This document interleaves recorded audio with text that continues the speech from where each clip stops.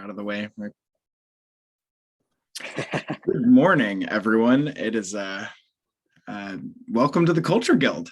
I sadly have to leave in 22 minutes, so I will be running through a few slides, but all of that to it's more important that I leave space for conversation. None of us is smarter than, all of us are smarter than any of us. So I hope that the little bit of intro that I give creates an interesting space for conversation. And I look forward to watching the recording of, because I will not be there for that. So that's kind of sad. But anyways, just a little bit of an agenda. I'm gonna probably speed run over like a how did we get here sort of historical moment of, what's going on, how did we get here, history, how does that set up our current moment, what does a sort of a metaphor for what decentralized culture might look like, and then at the end we've got some provocative questions so that we can all share our thoughts. And then I've got to run in 30 minutes, so we've got this timer that is looming over our heads, but whatever, that's totally fine. That's life, baby. Okay, so just as like opening up with a meme, this is the intro. And like a big reason that I wanted this was that I want to have non-technical resources because builders need not be coders in the space. And so it's very important for us to have resources for people that want to contribute and build that are not necessarily like coders first and forthright. And so the most important thing is to clear up any jargon. So a lot of this will be like, if you already know it, that's fine, but we're going to make sure that everyone knows it so that we all have a jumping off point. We're not talking past each other. We have shared definitions. So get a logo of this jargon for real, for real. No. That's going to happen. So opening question, just to think about. The jury's still out on this one. There isn't an answer that's clear or defined that's granular. I have a definition to follow, but these are all different cultural icebergs. And, the visible to the non-visible, surface culture to deep culture. I've heard it called big C culture, little c culture. The top half is the way we do things, the way we really do things, the what, the why, a lot of these different things. And you can look at the slide later, but to frame this up in the easiest way and the most kernely way, which is like quantum thought sort of way, I like to think of culture as why we do things, as opposed to technology being how we do things. And then a cool thing about this guild is that we are going to find the quantum sort of yin within the yang within the yang, why, how we're going to do why we're going to do how. This is opening is just sort of stating our whys, walking through sort of the intentions that bring about the actions. And just like maybe a weird, but where my head goes is I want y'all to channel ZHUANGZI, one of my favorite Chinese philosophers. His whole thing was that he had a dream that he was a butterfly. And that's huge, I guess, apparently, because it's like, he had a dream he was a butterfly. He saw his wings flapping.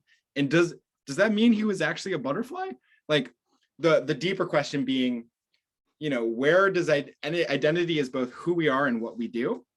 And in a world, like specifically distributed ledger type of world where we can only measure what we do, the ZHUANGZI sort of reality is, we are the things that we do. Like if we dream that we are a butterfly, we might be a butterfly. There's a lot more to read into it. That's sort of a very surface level definition of a kind of deep Chinese philosophical thing, but kind of an interesting framing for, we are what we do. And that's okay. That's cool. And that's interesting.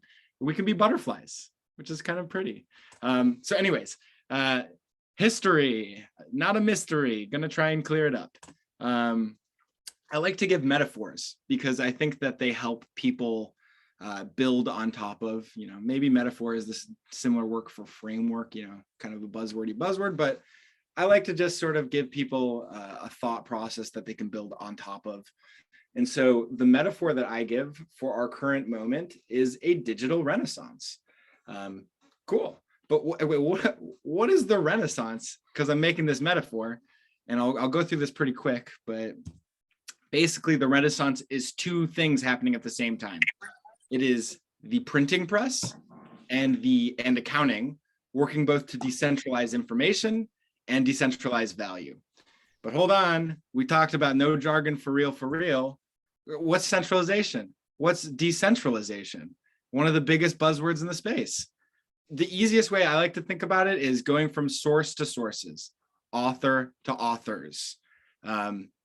Encyclopedia versus Wikipedia. I think we all can sort of imagine that example. And the pluralization is the decentralization. I have that on a little bit fancier of a slide, going from top down to bottom up, one to many to many to many, from bundling to unbundling, from a single leader or a single point of authority to many leaders and many sources of authority. Basically one to many versus many to many is how I like to think about it. But if you like diagrams, we got diagrams. Maybe that helps the visual thinkers. Maybe it doesn't. Who knows? Up to you, not up to me. I just have it here just in case. So yeah, centralization, decentralization. The process of decentralization is the process of pluralizing or adding many sources of authority, information, etc. And so back to the Renaissance. What is the printing press? I mean, I think we all know books and stuff like that, but what did the printing press mean in the context of the Renaissance? Well, it decentralized information. Before the printing press, you know, the information was centralized by the church. Only 5% of people could read, and when they did read, it was in Latin, which is an archaic, maybe an archaic language today, but also kind of an archaic language then because it was only learned by institutions. A lot to be said about that, but and there's something to be said about print being a persistent medium, whereas oral tradition is something that is active and maintained. Print is something that is made and then persistent. I can leave it and then someone can read it. Even though I've written to it, many people can write. I am the one person that's written to it, but many people can read from it. Just kind of an interesting, you know, where does the consumption of information come from? So yeah, printing press, decentralized information. Think of it basically like information is gated and accessible, becomes more accessible. The word of God becomes the word of mouth. Basically just increasing the rate from one to one to one to many. That's what we're talking about decentralizing. And there's a great, you know, this is an article called The Garden of Forking Memes. Maybe you guys know about it, but you know, no, you can't just distribute the Bible in the common vernacular. It's going to be extremely dangerous. And I'm like, ha ha ha, Bible printer go burr. You know, that's a similar energy to, you know, maybe looks familiar. Maybe it resonates with you. Maybe it doesn't. Okay, next one. I'm going to make accounting interesting because in our current moment, people kind of view accounting to be like boring. And I think that that's sad because accounting literally was revolutionary. Like before accounting, there's feudalism. And that means that, you know, like value is centralized through institutions. Like the church owns 33% of land in Europe. There is like the whole point of feudalism is that you work on behalf of somebody else's ownership. Like the point of accounting is creating a system of value separate from institutions, from the bottom up, not from the top down. Not like I own this land and then you work on it for security and safety, but like we have a separate system that can track economic value, you know, that we all can agree into and upon. So that's cool. And basically just think of it from value being theirs to value being yours, from renting to owning. Accounting is actually incredible. And so, you know, I'm kind of speed running it, but I'm trying to go quick. The Renaissance is not just the printing press. The Renaissance is not just accounting. It is the two things working together at the same time to both decentralize information and decentralize value, to create a new, like, Precambrian explosion of just possibilities when information and value is not constricted, but is accessible and something that can be bottom up. You have a world of different possibilities, which is lovely. So wait, whoa. Why do we even do that? Why is this important? Well, because we're doing it again. Same genre, different band.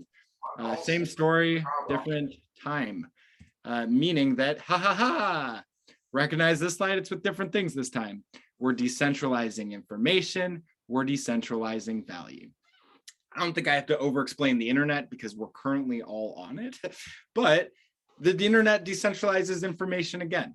One of the phrases that I like to think of is every scene sets the stage for its anti-scene. So in between the many years of the printing press decentralizing information, there are forces that re-centralized it. And that's a history lesson that I don't have time for, but in our present moment, the internet is a force of decentralization that has allowed information to travel at network speed. You get really funny things like a Josh fight, which is, can we get all of the people named Josh to fight for the name of Josh? Like, I don't know. The possibilities are beautiful, endless, and a product of this decentralized medium that brings people together in many different and interesting ways. So yeah, that's a quick intro to the internet, very surface level, but that's what I like to think about how it decentralizes information. Next one, blockchain, kind of like accounting. And that's actually the way that I would explain it is that it's triple entry bookkeeping, debits, credits, and a shared system of ledgers, like a shared ledger, not even a shared system, a shared book, because we want to, once again, separate value from institutions and create an economic system for accounting for value from the bottom up. And so the way that we do that is potentially with a blockchain. It is a way to separate value accrual from institutions. And so without blockchains, value accrues to the center, centralized to stakeholders with like customers as the product. Like I work in advertising. I live that reality. But whatever. That's the moment we're in. Cool. And this is a really helpful, I don't know, some people are visual thinkers. This is a good website. You'll have the slides. It like shows how hashes link blocks together. That's cool and I think helpful. And then we've got this quote from Vitalik talking about how blockchain, because maybe you're not a visual thinker, maybe you're a quote thinker, you love quotes. Instead of putting the taxi driver out of a job, blockchain puts Uber out of a job and lets the taxi drivers directly work, with the customers directly. And so here's an interesting necessary implication is that, like, whereas value is yours under accounting, value is ours under blockchain, because it is a shared ledger that we all like. This is a really interesting thing where books to book, it's a decentralizing force, but it's a centralized ledger. I don't know. I think that's really interesting. Just an implication of where we're at. And so here is a meme, if you're a meme thinker, not a visual thinker, but blockchain is literally just fancy accounting. It always has been. That's it. So hopefully you're a little bit excited about accounting. And here's just, some more memes, but friendship ended with top-down hierarchical thinking. Bottom-up renaissance is my new best friend. And we've got a lot of from tos, from custodial, or from witnessing to participating, from hierarchical to flattened, permission to permissionless, mediated, disintermediated, consolidated, decentralized. You'll have these slides to look at. And there's actually a Twitter thread that I think I took this from. So you'll be able to click that link and read the Twitter thread. Okay, hold on. That takes us to the present moment. We understand that we're in a digital renaissance, but so what? What does that mean? Why is this important? Well, right now, the internet is largely dominated by a handful of intermediaries. I've heard like a common refrain amongst friends where it's like, it feels like there are 5 websites. Like, it feels like there's only so much to do on the internet, which is kind of sad to me because I love the internet so much. And, if you're in this space, you definitely know that there's way more than 5 websites, but still doesn't, the reality of the situation, of the condition that we're in is that there are, the internet is dominated by a handful of intermediaries. It's how it is. So maybe you know this word, maybe you don't, maybe it's a buzzword, maybe it isn't, but I kind of like this framing of Web3. What is Web3? I like to think of it as, what if instead of logging into a website, what if that website had to log into you? connecting a wallet. Kind of an interesting framing. This is also sort of setting up what Andy's going to get into later, but I'm not going to fully reveal his thing. But we have the readable internet, the writable internet, and the signable internet with the introduction of blockchains. And there's kind of an interesting, Web 1 is decentralized, Web 2 is centralized, Web 3 is decentralized. There is every scene setting the stage for its anti-scene. Like I have no doubt that there will be a Web 4 that is decentralized, centralized, and then there will be a Web 5. Like, even though I'm not going to talk about the Jack thing where he said Web 5 because that was sarcastic and snarky, and that's cool too, but not going to take it that seriously. That's a different conversation. So basically, if you're a UX thinker or a visual thinker, think of it like Web 1 is a username and password, Web 2 is sign in with a platform, and Web 3 is connecting a wallet, which honestly, I'm glad we had the intro of talking about wallets, wallet UXs, because incredibly handy and useful framing for the moment that we're at. So anyways, here's the metaphor for what does it look like when we decentralize culture? What does that even mean? Another from two, because I can't help but think in from twos. Basically, we're moving from the mainstream towards the delta. The midnight for the mainstream is the dawn of the delta. And essentially this means we're going from a shared feed towards different feeds. What I see online need not be the same as what you see. Although it's interesting, in the delta, it's all the same water. It's all the same delta. Yet these rivers and these streams exist in their own separate contexts. They share intersections, and there are, cross paths that, bring them together. They're separate, distinct, different, but also the same. There's something really beautiful about the delta. And it's kind of how I think about what decentralized culture is. There is, I also love a good rhyming sort of thing. Is it cliche to niche? Is it cliche to niche? Is it clitch to niche? I don't know, however you want to describe it, but cliche to niche is, I think, at least how I say those words. We're moving from standards towards maybe a little bit more personalized, a little bit more form fit. And so just some implications of the delta. We've got on one side sort of the discord and chaos of having all of these different things happening at the same time. Like a DAO is Gnosis, crypto, NFT, anarchy, Discord, and GM.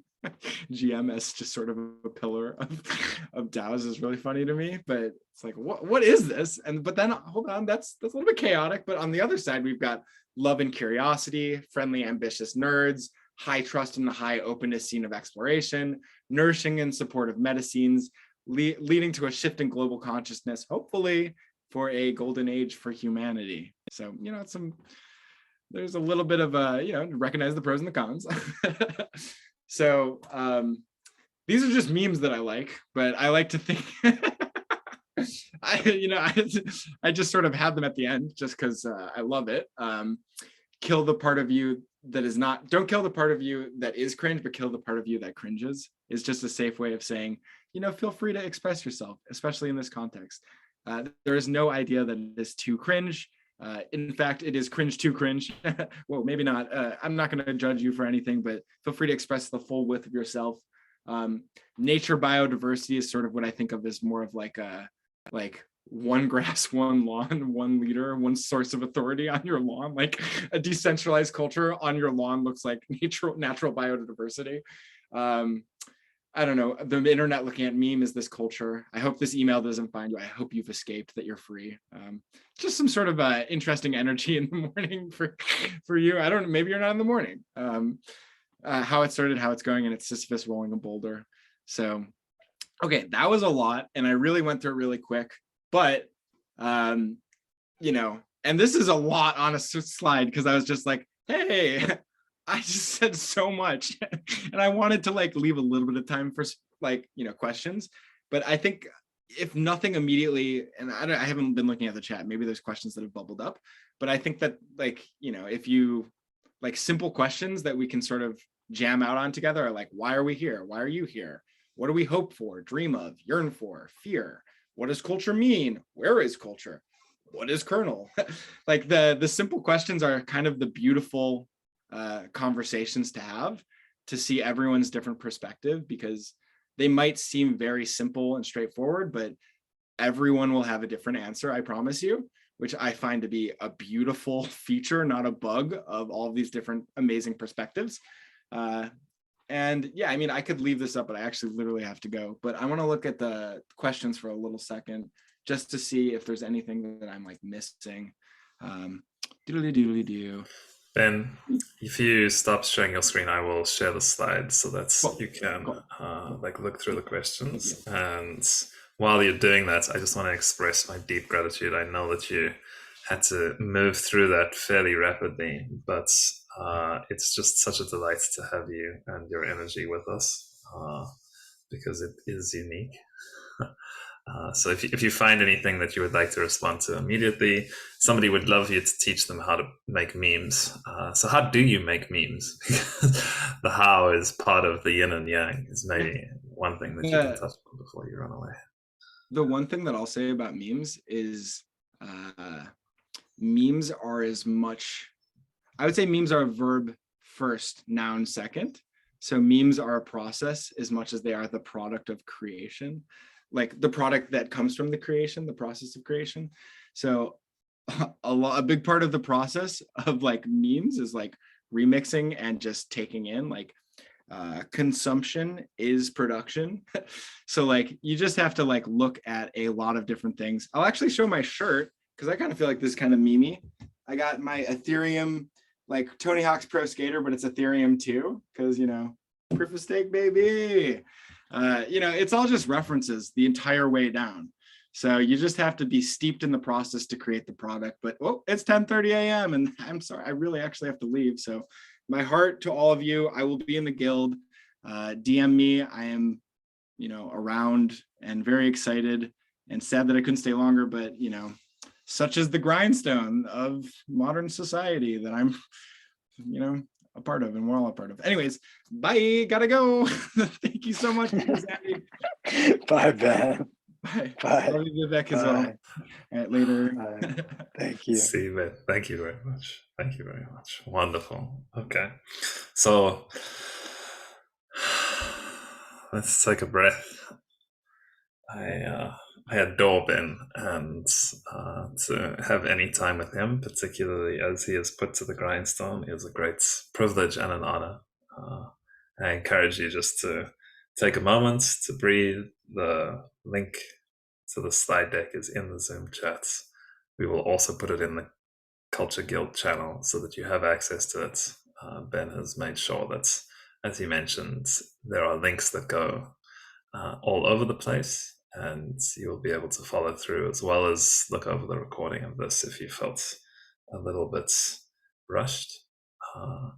And in addition to that, there is the culture resources in the build section of the kernel website, in particular a link to a really incredible and detailed Miro board, which contains all sorts of interesting information about different categories under which we can consider culture and the tools by which we produce it. Although I really love this point that Ben has left us with, that like the process is the production, that to be steeped in the process, to be actively participating in the world as it is in our day and age, is to understand what the product is. It touches in some really deep, but also like much more light-hearted ways, some of what we were talking about with Toby yesterday, and some of what is in that essay, Life After Lifestyle, which is that culture is the product now.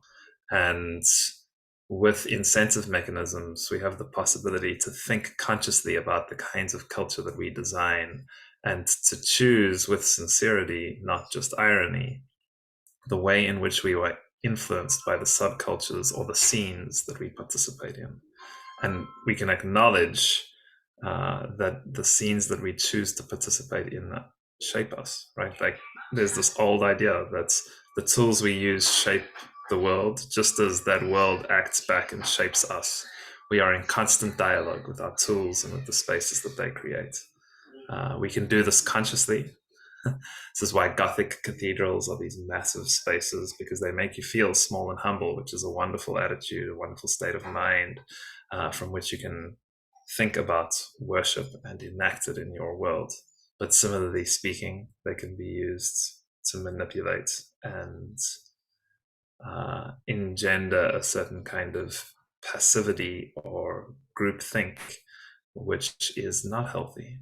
And so that is why all of us, I think, involved in the Culture Guild, but just widely in Kernel, are also thinking quite deeply about, like, how is it that we spread an awareness and a dialogue about these kinds of things? No one here pretends to have like the right answer. I don't think that there is a right answer to how to do cultural design. What I do think is that if there is a living tradition of honest dialogue and receptive listening that shapes the conversation, we can continue to find better ways of doing it. And that is a worthy endeavor in which to be involved. We're not looking for some dogmatic truth. We're not looking for some singular perspective that will be the most efficient and productive. We're looking for a living tradition of ongoing dialogue and receptive listening that allows us to improve with each other. And that is what the Junto is, a conversation for mutual improvement. That is why we value so much humility. That's why we value listening. That's why we value particular kinds of stories and particular kinds of honesty. So hopefully that's given you a little bit of time to catch your breath after the mind-shattering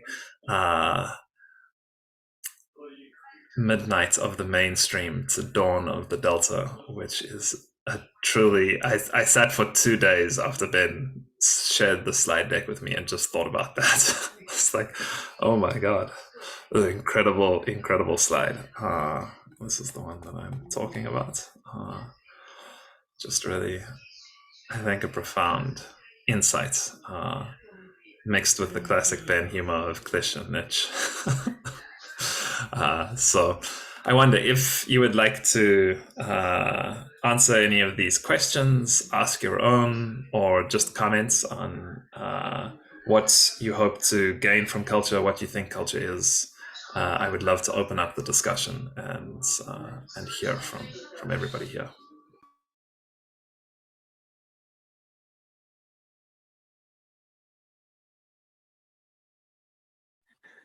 So before anybody else goes, I've got another question to add to the list, or at least something to think about, that was sparked by the analogy of the Bible and the printing press and Latin and current experience with developers and non-developers, and that really made me think, are we somehow with code, with programming languages, recreating that exclusivity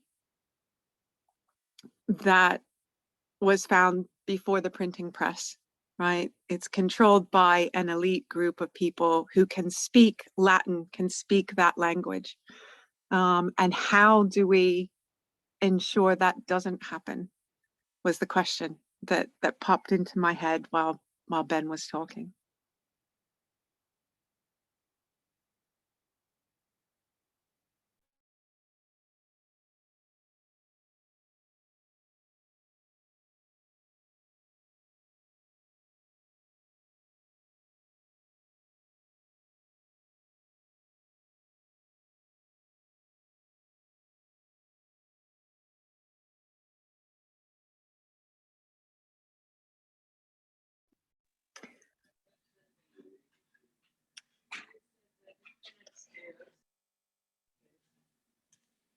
Andy, if you are speaking, you are muted.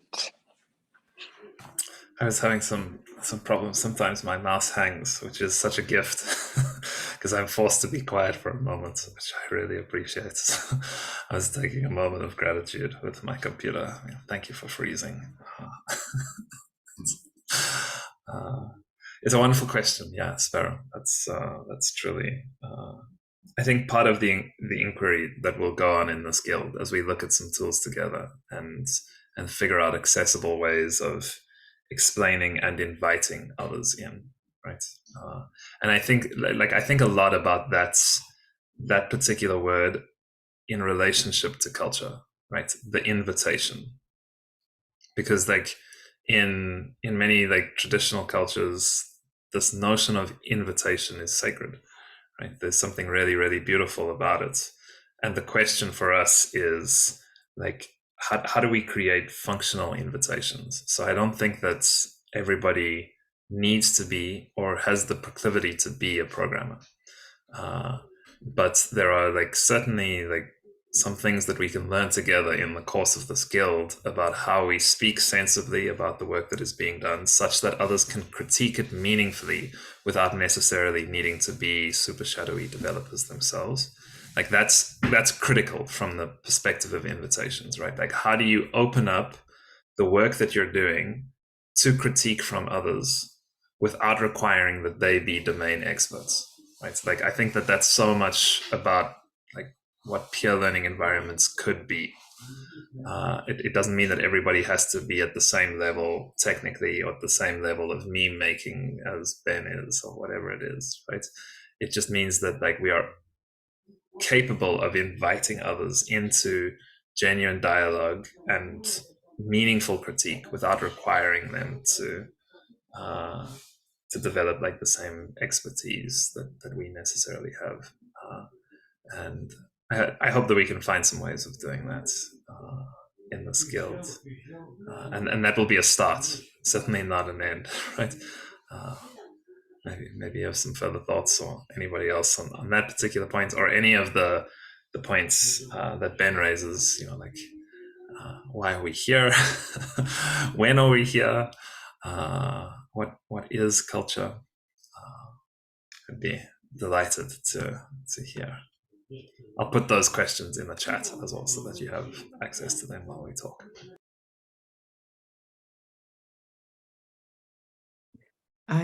I found it fascinating when he was speaking about the possibility and the hope for what this further decentralization and just overall Web3 can offer.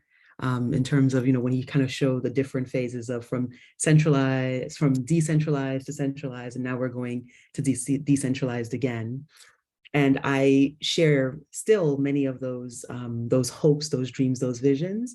But what I'm finding more common, especially as I play around with Midjourney, is the bias and the exclusivity that's already baked in to the creation process. So for example, when you're creating pieces, inevitably the imagery always comes out as a white person.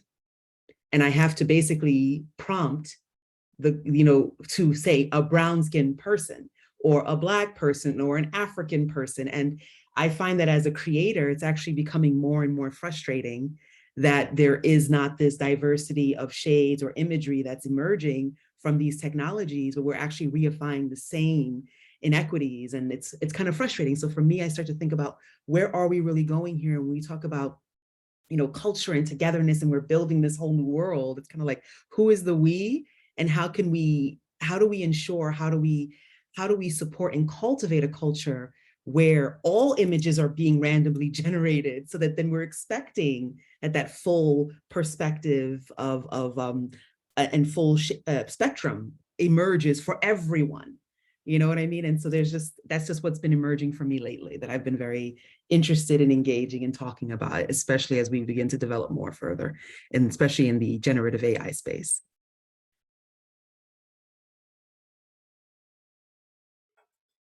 Wow, thank you, Aziama. Yeah, beautiful. It's a profound point, and I would love to hear other voices on this. The one little thing that I'll say is that's something that really profoundly touched me in my own exploration of some of these like biases and the subtle signals that are baked into the tools that we use that like direct it in certain ways and reify like really problematic aspects of our culture. Is like this essay by Robin Wall Kimmerer called The Serviceberry Economy. And in it, she's talking about serviceberries as a particular kind of berry and how trees produce them simply for birds. It's really wonderful. But one of the things that she talks about here is that diversity is the evolutionary response to adversity, right? That when like environments become challenging, like naturally there is like a diverse set of responses. There's that occurs. The finch's beak changes shape in order to eat different foods. Like it's not only an ethical argument. There is like deep necessity in having diversity. It's not just like you should or ought to. It's like if you want to survive, this is the way nature does it. And yeah, for me, that's just been like really profound. But I would love to hear other voices. One of the things that I've been thinking about like is as Web 2 is very centralized, and it's 5 websites. But then even as Web 3 matures, you've got the popular destinations, right? For NFTs, it's OpenSea. If you're talking wallets, I think most of us have only heard about 1 or 2 wallets or using just one wallet, which I'm guessing it's MetaMask. So and pretty much there's at least 10 different kinds of wallets out there, if not hundreds different kinds. And like is that an inescapable part of reality, like the sort of Pareto distribution where because the world is so connected, when one thing becomes popular, it becomes popular all over, to the detriment of all the other competitors. So it's like a winner takes all scenario. And is that a Web 2 scenario, or is it an interconnected scenario? And can we discern both of those?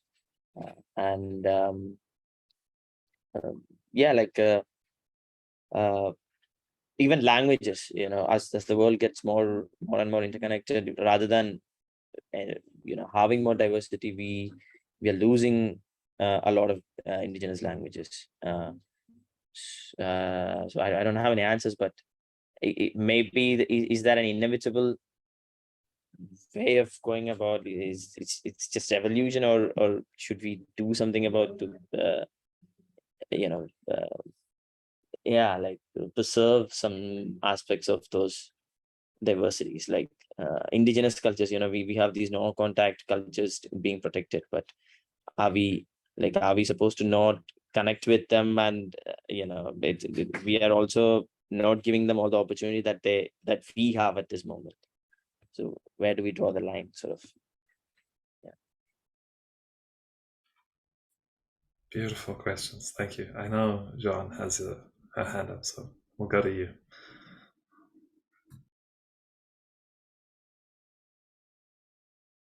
You're still muted. Sorry. So I was thinking about the question that Sparrow was posing, and I missed the possibility to go back and reread the formulation exactly. But are we creating a new elite? I guess we are talking in the context of culture here, and so what comes up for me is that yes, I think much of what we are talking about here is in a way very I don't know if it's elitist, but it's certainly not accessible to a big part of the world population. But then my next thought is, well, culture, if culture is the why, I think every person in the world has a why, and it, in some way it does not it doesn't make sense for me to that a small group of people would ever be able to monopolize culture and keep it to themselves and make it an elitist thing. I mean, we can believe that we do that. We can believe this is culture and only we understand it. But the rest of the world has culture too. And I mean, maybe it would be equally meaningful to ask what are we not seeing, what don't we have access to? I don't know, that's what came up for me, and I just wanted to throw it back there as maybe something to, yeah, I don't know, do with it what you want. I mean, like it does, like this feels transcendental. Like if you like understand it in a way, because like it's like we often think that we are bound by the society, but it's again in the end we are the ones who affect the society in a way. And again, like culture is something that often seems to be monopolized, but it's in our hands to like just remove that monopoly of sorts. And I always wonder, like culture, we like a lot of us, like even I, as a kid, used to assume it to be like some sort of a permanent thing that never keeps evolving. But like I feel that culture keeps evolving, and what matters is how we stick to our ideals. So, like one of the questions that I had is that what ideals do we like even think of before like cultivating a culture, or have any communities across the world, not necessarily on Web3, but also like traditional communities, stuck to some kind of values as their Polaris, and like then decided to like just evolve their cultures and such. Like this is an open-ended question, like something that I just like thought about while listening to Joan and Ujioma. Yeah, I also want to add to that, to what Joanne said. So I think there's a differentiation between universal culture and like local, and what you mentioned about like local or like community based. Yeah, that make a lot of sense. Like big tech company cannot monopolize that, and maybe it's also Indeed. not profitable to try to personalize to that level. But I think the situation is more of like the big tech company are preying on universal psychological needs. So like we want to be acknowledged by people, we want to be appreciated, we want to be seen in that. And that was used to a certain level that is no longer beneficial for the user who are using the platform, but only benefiting the platform itself. So, and that's where the problem lies in terms of this new technology and culture. Like it's in a way, it's the big tech companies that are actually like just utilizing this very thing, like defining their own ideals and then like just manipulating culture along that. And like that's what we visualize to do, like in individual communities, that we are not able to do it, but like those big tech companies they just do it. And one thing that I noticed is that they connect with those like psychological cues that sort of just like hook up with that culture of like just being in a hustle, or just being with like too much load of information. Because today I was like watching a TED talk about like hypersensitivity and like how meditation like just like helps us like find our own selves and things. And it just made me think about what you said, Blink. But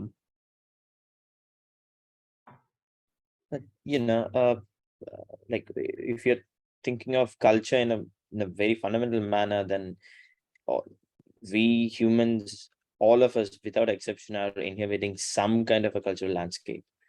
And and like, to be very honest, what's happening in Iran right now, that's a move within the culture against certain cultural values in that culture. And was that wrong before this movement? Was those rules, was those wrong, and is what's happening now necessary or right? And how do we, like, whenever there's a cultural update happening, how do we say or think which is right or wrong, and whom do you like, you know, in the case of Iran, like right now you can pretty much say, you know, from an individual perspective, of course individual freedom is the most important, and yes, but from a collectivistic cultural perspective, the values of the individuals are not considered important. And I'm coming from a collectivistic culture, and I had to like, you know, I had face all those things, like, you know, me facing my own dreams were not considered as a priority, not at all. So within that culture, these kind of things, like India, China, like I think almost all of Web3 ethos is based on individualistic values. But then you've got a large chunk of the world, like India and China included, where the whole culture is still very much collectivistic. And how does Web3 reconcile with that? So yeah, I don't know, I'm just thinking.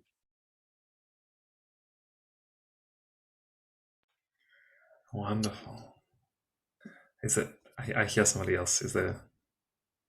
Well, I was just going to respond with an affirmation that yes, in a lot of cases, Web3 is seen as individualistic, and it definitely has strains of libertarianism and Silicon Valley, you know,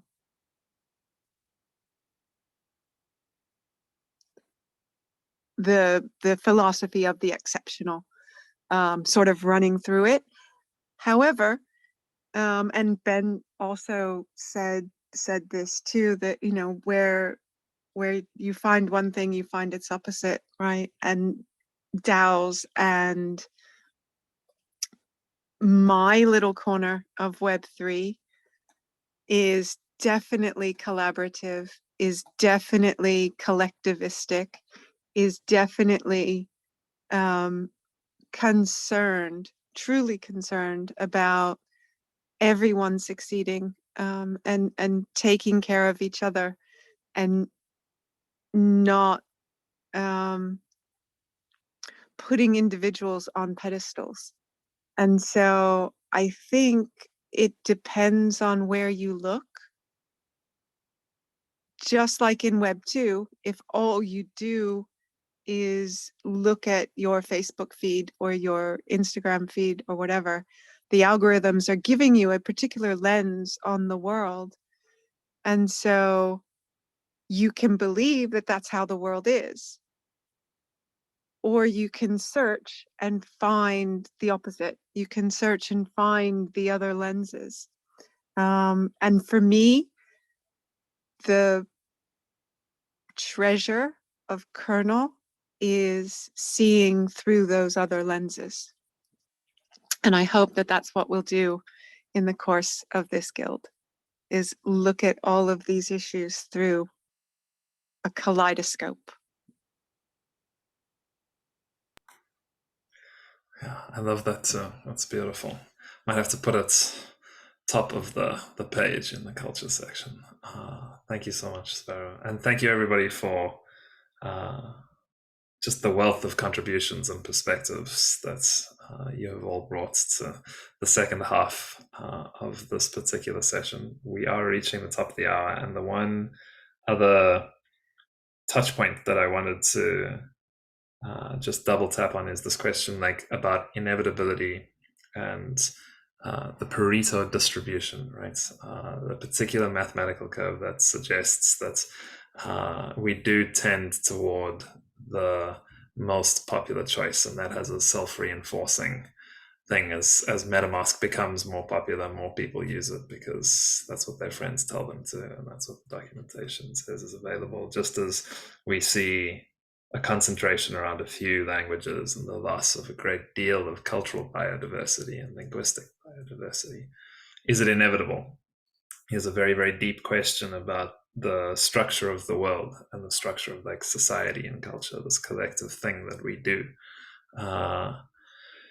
And again, like this guild is not necessarily about providing singular answers, but we have a bunch of people who are in kernel, who have been through kernel, who are, for instance, involved in like the indigenous protocols AI working group, which you can find a paper for, linked in kernel, and which I will also put in the Guild Culture channel, and various others like it.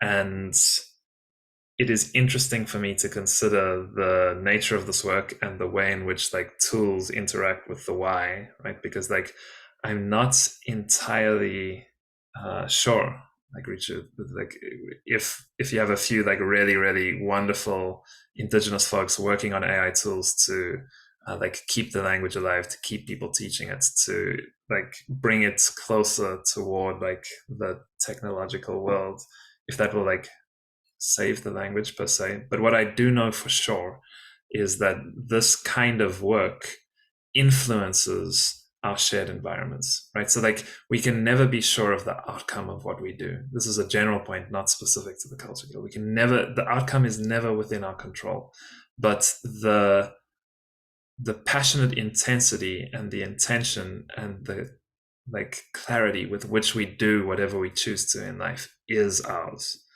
And that's the place where like Ubuntu meets Kumuntu, right? Like Ubuntu, Kumuntu, Gavantu, right? Like there's this thing of like a human being is a human being through other human beings. So there is this like ability to be passionate, ability to be intentional, ability to excel, right? To be really excellent at what you do is a beautiful thing, truly. But one is passionate because other people see it. When one excels in relationship to the world around one, right? So there is always this together. Nothing is ever apart. So I really think that while we can never control the outcome of what we do, to do things like creates an AI that teaches Hawaiian, or that helps kids understand the Maori name for plants and trees and the rivers. Like I'm not sure whether it like saves those languages in the way that we think about saving and redemption, but it does have a redemptive feature in culture broadly that is interesting to consider and worth the work, right? So that's my kind of like clarion call, right? Is like we can never know, particularly when it comes to these like broader questions of culture, we can never know the outcome, but doing the work and doing it in your way is it's so deeply worth it. Glenn Pop, who's around as a guide, he's got a little daughter. She's the most incredible human being. Truly, she's 4 years old. Unbelievable. It is just unbelievable to meet this human. And she was painting one day in his house, mess everywhere. A 4-year-old just kind of like crazy that's everywhere. And he's like trying to be like, do your thing and be creative, but also like keep it maybe a little bit just like here, and she turns to him and she says, Daddy, let me be my way. Let me be my way. And it's such a beautiful thing as we think about culture, is like do things in your way and let it be genuine and heartfelt and sincere, without too much grasping after a particular outcome. Because you know that if you like set out to save your language, for instance, which some people are doing and doing beautifully, it has a redemptive effect in the world. That is what we can say for sure, right? So yeah, I've now gone over the top of the hour. I apologize. If you need to drop, please do. If there are further comments, thoughts, jokes, dances, general insights that you wish to share, we will be here for another few minutes before I find some other song to shock us into action with.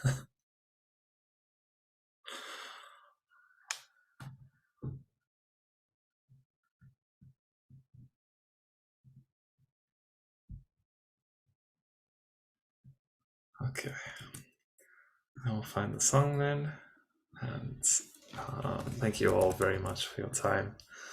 We will be around in the channel there will be further discussion of tools and links that we will share to go and explore some of these tools prior to our next session, which will take place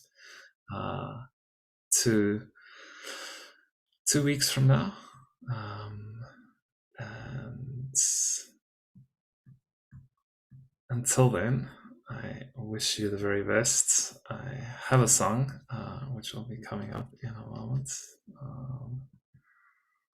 One of my all-time favorites. Which, if I can. I'm packing on my sneakers. I never had